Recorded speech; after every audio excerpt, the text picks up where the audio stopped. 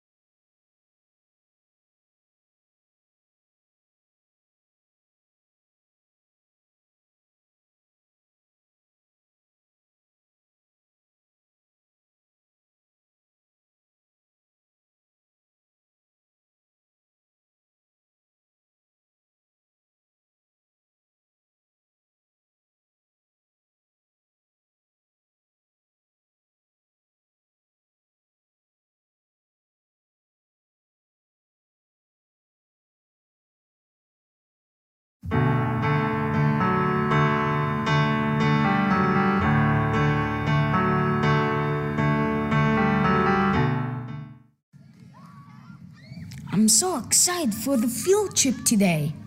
Yeah, I've heard the museum in Casper is really cool. The kids last year said it was a blast.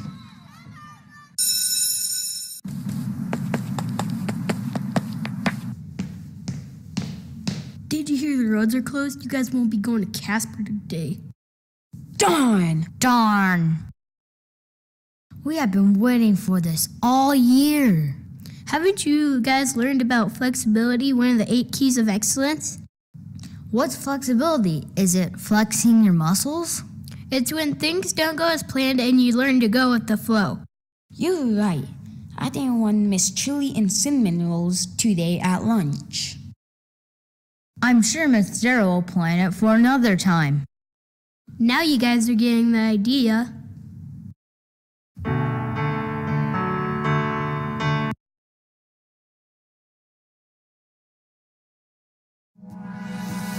This is Amberly Thomas. She's a photographer and runs Amberly Nicole Photography. But before that, she was just like you, a student in Mesquite ISD. Amberly set a goal and then made it happen. Big dreams, big goals, big life.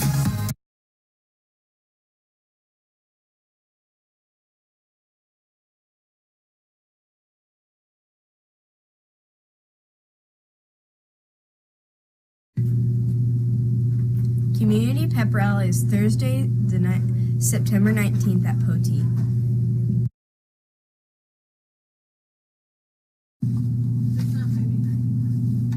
Pastries with Parents is Friday, September 20th, 7:15 to 7:50.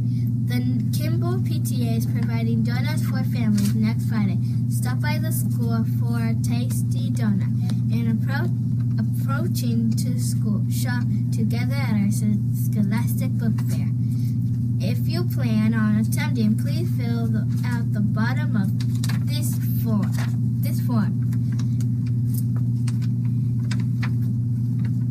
by Thursday, September 19th, so that we can have a head count. Thank you so much.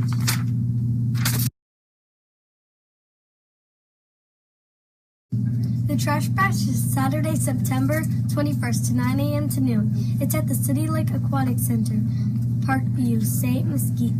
Free lunch for participations. Free water bottles to the first 400 participations.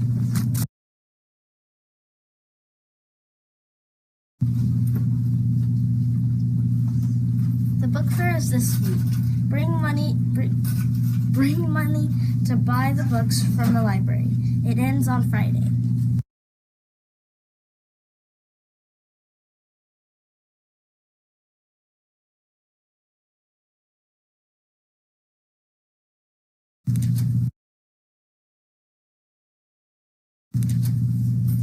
Booba Scar shirts are $8. The forms are due Friday.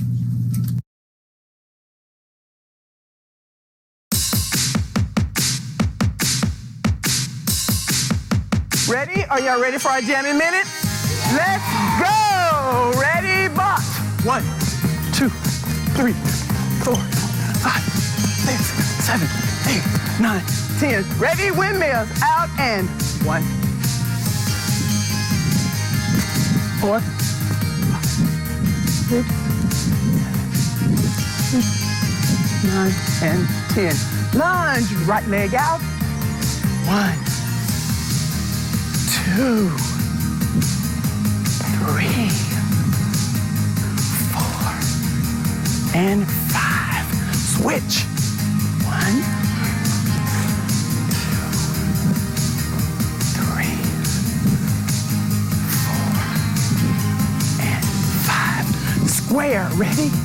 1, 2, 3, 4, 5, 6, 7, 8, 9, and 10. Reach up, toes. 1, 2, 3, 4, 5. Up. 1, 2, 3, 4, 5.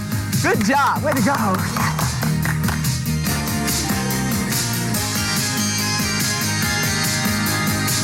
Your healthy tip is get 1 hour of daily exercise.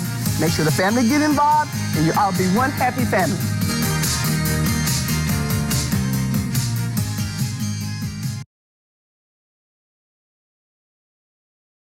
Good morning, Kimball.